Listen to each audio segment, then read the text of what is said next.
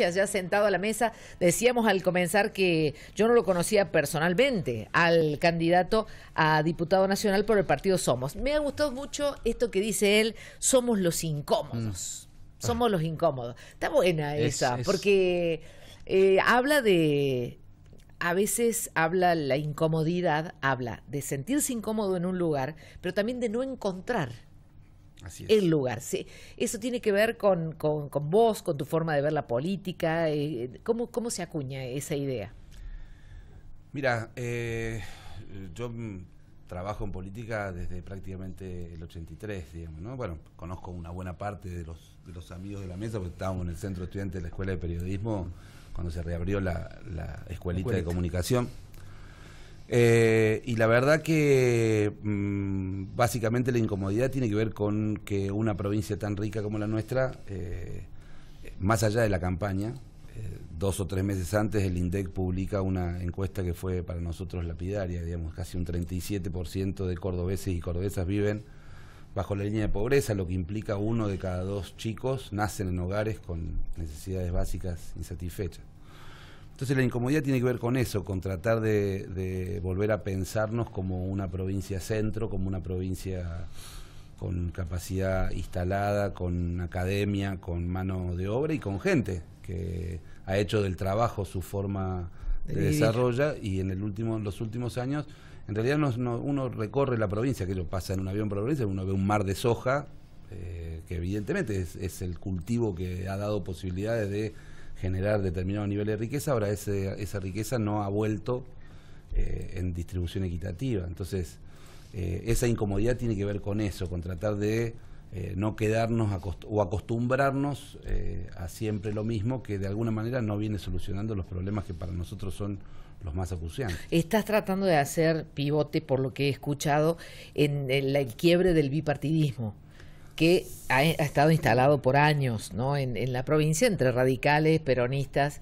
y, bueno, en algún caso juecismo que intentó en un momento dado, pero también en algún caso también se diluyó. ¿Hay posibilidades? Yo creo que sí, yo creo que porque también lo busca la izquierda eso. Claro.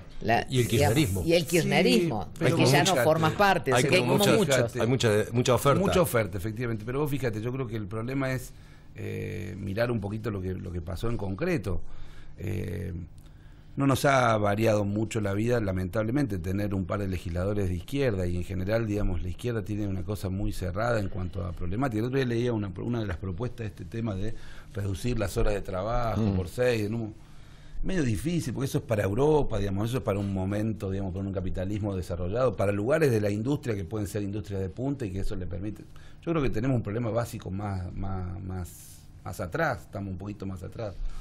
Entonces, el problema es darle realismo a alguna propuesta que tenga que ver con esa tercera, porque cuando Luis Juez lo hizo en la Intendencia, lo hizo en un marco de una situación tremenda, digamos, la corrupción se había comido prácticamente la Intendencia de Córdoba. Yo me acuerdo que uno se subía a los colectivos de Córdoba, tomaba un colectivo y le faltaba el piso al colectivo, sí. O sea, no se había vaciado la Intendencia de una forma... Bueno, después efectivamente eso se diluyó. Ahora, Tomás Méndez, en la última elección de la capital, estuvo a puntos de ser intendente, denunciando la relación entre la corrupción, entre el narcotráfico, la corrupción policial y la corrupción política. Entonces, el joven Carrizo en Río Cuarto, que es la segunda ciudad de la provincia, con acción social directa, o sea, trabajando sobre los sectores más vulnerables de la segunda ciudad del país, que tiene aparte la segunda sociedad rural, es uno de los lugares más ricos de Córdoba, haciendo acción directa sobre una población marginada en el río, se llevó casi 10 puntos y salió tercera opción. Yo creo que esta idea del bipartidismo también tiene que ver con una construcción mediática y con una conveniencia. O sea, hoy en concreto, más del 50% de los cordobeses no sabe no a quién hay que votar, sino que qué se vota el domingo. Sí. Eso es real. Yo hoy leía una encuesta que decía que hay 5% de indecisos. Yo, digamos, ¿Crees que más?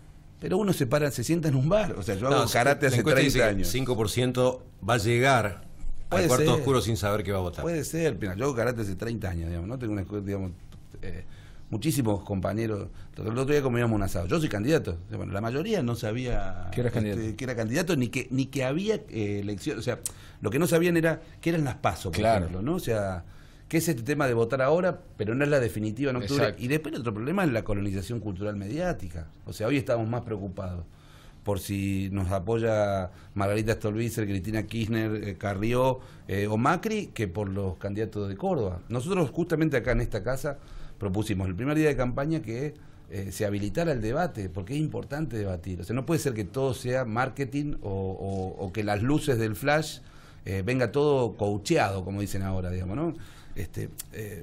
Baldassi seguramente ha sido un gran árbitro, digamos, pero se conocen poco de las ideas, y contraponer ideas con ideas tiene que ver con el debate. No se puede, digamos, yo puedo ser un publicitario y contar mi mejor propuesta. Ahora sí, no hay otro que me la contrapone y de ahí construimos una posibilidad de diálogo. No hay forma de... Lo que pasa respecto de eso es que como son elecciones nacionales y de medio término legislativas, la gente con cierta sabiduría, entre comillas, sospecha algo que no, me parece que no está tan alejado de la realidad, que es que, más allá de lo que puedan decir los candidatos de Córdoba, después van a integrar un bloque nacional y las ideas propias se terminan diluyendo, ¿no? A veces, mira, yo creo que en el escenario de los últimos años ha habido ideas que no han sido de ningún bloque, que han sido transversales, y han partido, digamos, no partido de la sociedad, porque eso es un término que yo creo que nos hizo muy mal, digamos, a todos. Pero sí han dividido aguas en cuanto a posicionamientos, que yo, el matrimonio igualitario, nosotros creemos que hoy por hoy la primera ley que nosotros impulsamos, que es la de la emergencia alimentaria, es una ley que le debe preocupar a todos, porque para nosotros los chicos tienen que estar en la escuela. Pero para ir a la escuela tienen que tener la panza llena, o sea, el piso básico. El Estado tiene ese papel, no puede ser que el PAICOR sea una olla gigante de arroz y fideos. No, eso no, digamos, entonces, ¿por qué digo lo de la escuela? Porque, bueno, hay muchos que proponen que los chicos tienen que a la cárcel, digamos, ¿no? Bajar la edad de imputabilidad de los menores y con eso, para nosotros el único punto de encuentro donde los chicos pueden reconstruir o construirse como personas es la escuela. Ahora, para eso, la ley de emergencia alimentaria. Ahora, esa ley de emergencia alimentaria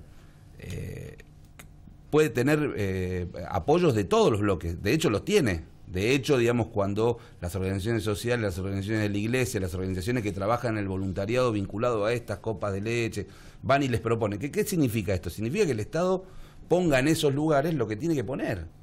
Lamentablemente nosotros hemos vivido, sobre todo en Córdoba, un estado clientelar muy fuerte. Hoy, con esto de la campaña de recorrido, digamos, barrios, que hoy los formularios de Vida Digna estén en manos de los punteros, cuando Vida Digna aparte es un préstamo, o sea, alguien va a tener que devolver esa plata, que esté en manos de los punteros y no esté en manos de los hacedores, que son el Ministerio de Desarrollo Social, y en un marco de campaña electoral se repartan Vida Dignas como se repartían bolsones antes, la verdad que es muy malo, habla muy mal de Córdoba, y creo que me parece a mí que, yo no diría la sabiduría, porque yo creo que la sabiduría popular también existe, digamos, ¿no? Pero los sectores medios, los sectores que de alguna manera hemos tenido posibilidades de acceder a la educación pública, me parece que tenemos que rever esto y pensarnos para nosotros, más allá de que después, en determinadas votaciones, uno tenga ubicaciones en bloques legislativos nacionales. Hay que tener una ley transversal que nos ubique de nuevo a Córdoba como punto de desarrollo. Hablando de las PASO, ¿no? Dale. Que es muy criticadas y que todo el mundo dice, bueno, a esta altura las tendríamos que discutir porque al final las diluimos. Ustedes son de los pocos que juegan algo importante en las PASO, porque se juegan el piso. Sí, yo creo, vos sabés que a mí me parece que lo restrictivo de las PASO son un problema, o sea, porque las PASO se idearon para...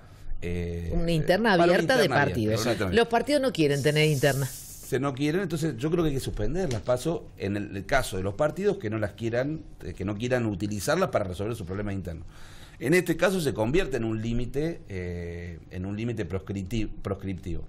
La verdad que a ojos vistas, con el nivel de indecisos que hay, nosotros pensamos que en general todos los partidos chicos van a tener buenas performances, que creo que nos van a hacer pasar a todos, porque fundamentalmente está esto de que es una elección legislativa, o sea, es una elección donde se votan personas que van a defender, a criticar o a apoyar determinadas cosas. Me parece que eso hace que tengamos más hándicap para jugar con propuestas más propositivas. Así que yo no creo que sea complicado, pero sí se convierte más que en un problema proscriptivo para nosotros, en realidad, las PASO son un gasto. Un gasto. Un gasto, estamos hablando de un gasto muy grande, un gasto, pero no únicamente en plata para el Estado. 2.800 millones. Sí, en energía, en cantidad de gente, o sea, vos... bueno, la verdad que la maquinaria electoral, yo creo que cuando las PASO se pensaron con un sentido que ahora lo perdió, por lo tanto hay que transformarla. Pero bueno, esto es como todas las cosas, digamos, ¿no? O sea, lamentablemente... Salgamos del momento, hablemos de un poco de política en general. ¿Me das un mate? Pero sí. ¿Cómo no sabemos en qué estado estará el mate. Pero hacete cargo, agua, chicos, también, porque los... Pasó el Néstor. Bueno, que no salga corriendo, Néstor. Pobre Néstor, no. Hago un poco más caliente. No, hablemos de política en general. ¿Te desilusionaste del ideario kirchnerista? Yo creo que nos pasó, digamos que, o sea, me pasó, mira, yo hoy lo pongo justo en una nota, me pasó muy parecido a lo de Alfonsín en el 83, digamos, ¿no? O sea, creo que Alfonsín en el 83, como Néstor Kirchner en el 2003, asumieron países destruidos por distintos motivos. Te voy a ser sincero, ya estaba fuera del gobierno, pero cuando vi los bolsos de López, para mí fue tremendo, digamos, ¿no? Porque López no era un perejil, o sea, yo trabajé, digamos, desde el 2003 hasta el 2009, hasta la crisis del campo, digamos, con el gobierno. Yo estaba en la Secretaría General de la Presidencia. De hecho, mi tarea en la unidad presidente era armar los actos, conducir la construcción de toda la movilidad presidencial a los actos oficiales del interior del país. Por lo tanto, sé quién era un perejil y quién no. López no era un perejil, digamos, ¿no? Creo que fue un gobierno que tuvo muchísimos aciertos en aquel momento, el 2003, por eso te lo comparaba con Alfonsín, porque me parece que Alfonsín entre el 83 y el 85 también, digamos, ¿no? O sea, nosotros fuimos tan críticos de aquello de la obediencia de vida, el punto final, pero bueno, los militares en aquel momento eran poderosos, digamos, ¿no? O sea, bueno, me parece que tiene algunas cosas comunes. Y básicamente me parece que la última etapa del kirchnerismo, con este espacio medio chiita, de kirchnerismo chiita, digamos, que encerró ese gobierno y lo puso a discutir únicamente entre bambalinas todas las cuestiones y tapar, digamos, ¿no? Tapar cuestiones que eran simples de resolver. Yo pongo siempre un ejemplo porque, viste, te dicen, no, porque el complejo mediático nos trabajó en contra. Es cierto, eso también es cierto, digamos. Pero ¿no? sí tenían un gran complejo mediático del otro lado también. Y por otro lado, porque el problema es cuando vos querés tapar con problemas superestructurales lo que pasa abajo, lo que está pasando abajo. El núcleo duro de la pobreza no se logró derrotar. Sobre todo hay toda una generación joven, digamos, ¿no? Los famosos niní, que no tuvieron un lugar de reinserción en el proceso laboral, el proceso educativo no ayudó a eso. Entonces, y pongo siempre el ejemplo porque, viste, los porteños son muy de denostar, digamos, a Uruguay, porque parece un barrio de Buenos Aires, pero el Uruguay tiene 15 años de gobierno progresista, popular, de centroizquierda, digamos, con Tabaré y con Mujica. Dos personas que aparte volvieron los dos al trabajo, no únicamente el viejo Mujica volvió a su huerta, sino que Tabaré es oncólogo, médico, sí. No se le conoce un hecho de corrupción. Y en 15 años lograron sostener el crecimiento económico. Entonces se puede sostener el crecimiento económico con equidad, sin acrecentar esta grieta de la desigualdad y sobre todo tratando de poder conversar. Yo creo que el kirchnerismo de la última etapa se cerró. Néstor, ustedes en Libres del Sur han laburado mucho con el tema números. Han hecho muchos trabajos y demás. El sábado escuchaba una explicación de Moreno cuando le cuestionaban los números del INDEC. No sé si lo viste. No. Una explicación muy particular, y vos has estado cerca de eso. Él decía que en realidad el INDEC, él como secretario de Comercio no necesitaba que el INDEC le revelara ningún dato. Dice que nunca hubo una intervención, que en realidad lo que hubo fue un reemplazo de autoridades. Y que el supuesto sinceramiento de los números que se da ahora es una imposición del grupo Clarín, que necesita niveles de números más altos porque tiene muchos bonos atados al ser. Entonces, que en la época de ellos, los números que daba el INDEC, que eran de inflación baja, eran perjudiciales para el grupo Clarín y para todos aquellos que tenían bonos atados a ser. Y que esa era una de las razones, dejó entrever, por las cuales no se daban a conocer los verdaderos números de la inflación. Digo, el sinceramiento de las variables es algo que ¿Es un poco ese argumento? Porque claro, dicho de esa manera, bueno, con números claros le estamos pagando más a los que son nuestros acreedores. Sí. Mira, yo creo que justamente el problema es anterior a eso. Bueno, lo de Moreno, me parece que como todas las cosas, si uno las ve parado en la grieta, es difícil, digamos, ¿no? Yo creo que incluso él ha hecho mucho para construir el personaje. Creo que ha tenido cosas valorables, sobre todo en una primera etapa. Lo que pasa es que después lo del INDEC fue inmanejable.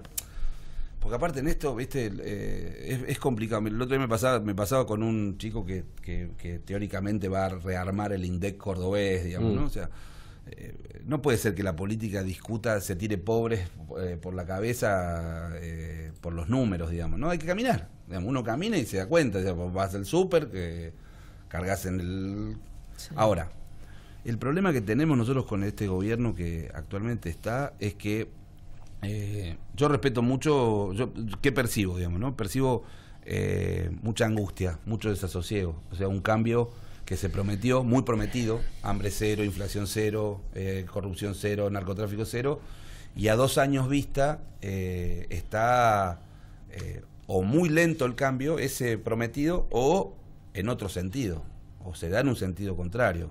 ¿Por qué digo esto? Porque lo que vos dices tiene que ver con que la fórmula que ellos han elegido es la vieja fórmula histórica de una parte de los grupos más concentrados de la economía argentina, que es resolver la crisis vía ajuste o endeudamiento.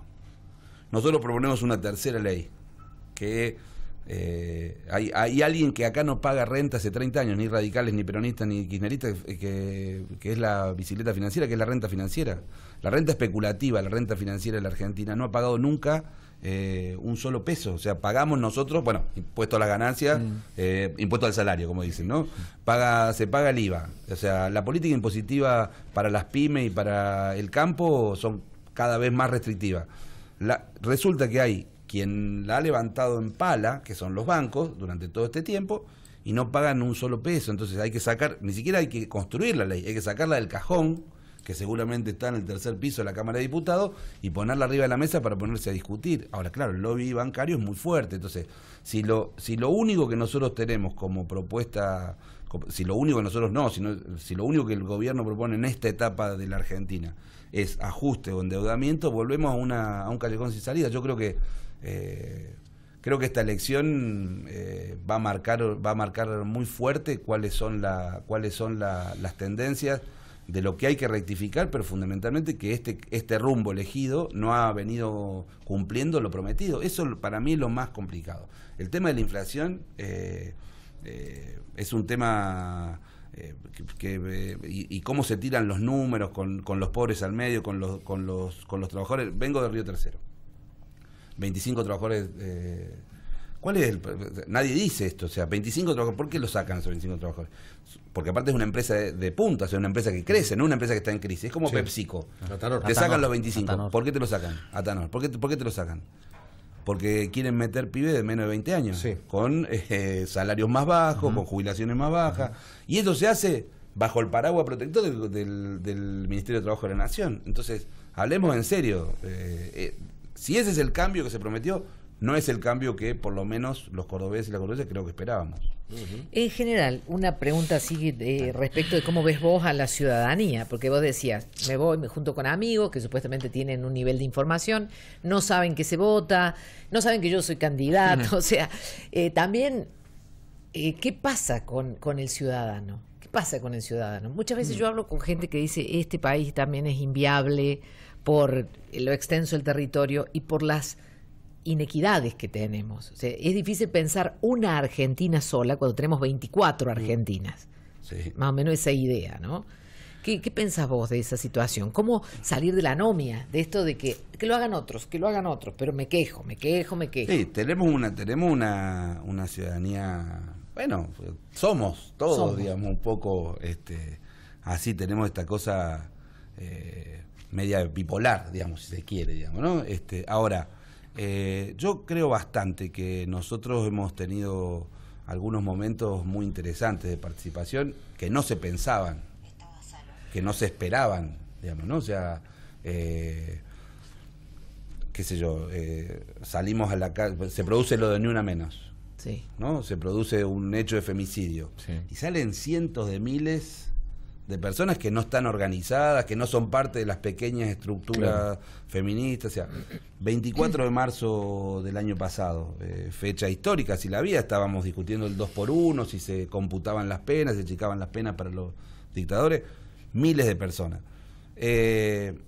Y me parece y quiero poner otro ejemplo, digamos que el pato solidario, digamos, ¿no? La gente que junta ropa para la gente que no tiene el invierno, y juntan miles de toneladas de ropa. Entonces, yo creo que hay reservas. El problema es que muchas veces la política, en vez de actuar como potenciador de esas reservas, actúa como tapa. Desilusiona también. Es que ese es el tema. Porque este movimiento espontáneo, esta reacción espontánea de la gente, es por eso, porque creen en eso y porque hay un descreimiento muy grande en la clase política. Entonces, eso es lo que ha pasado. Por eso se ve la autocrítica, ¿no? No se ve. No. Se ve la autocrítica. No. Y encima que ahora le han incorporado esta idea del marketing permanente, sí. Entonces todo se lee en focus group, sí, todo claro. Se lee en encuestas, que tenés que tener la selfie, ¿viste? El otro día, sí, no sé, había una foto de una candidata del partido oficial, que aparte una mujer, digamos, grande, ¿viste? Sacándose la selfie, y acercás la foto, acercás la cámara a la y tenía dado vuelta la mano del botón, ¿entendés? Una cosa que vos decís, o sea, tratamos de... No seas malo, Néstor. Bueno, pero que escúchame, Néstor, no si vos en la foto, yo te voy a decir una de marketing, si vos en la foto salís con anteojos, sí. Acá también con anteojos, si no, no te conocen. No, pero ¿sabes qué? Claro. Pero ¿sabes qué pasa? Mira, ¿por qué salís con anteojos? Porque hay que ser realista, porque el problema, mira, tengo no veo, lentes hace 25 años, y hace 2 meses me empezó a pasar que me molestan más los lentes para ver, o sea, estoy un ratito con los lentes y me duele la cabeza, tengo que ir al oftalmólogo. Tenés que ir, claro. Porque soy como la película de Benjamin Button. Exactamente, me estoy volviendo más joven. Más joven, qué bueno. Ojalá que sea así. Usted, pues, no lo conocieron de joven, tenía el pelo al hombro, el tipo. Gran jugador de vóley. Bueno, que sea con mucha fortuna, un gusto conocerte. Y que vaya muy bien. Gracias, el próximo muchísimas gracias. Gracias. Néstor Moquia pasó por el programa.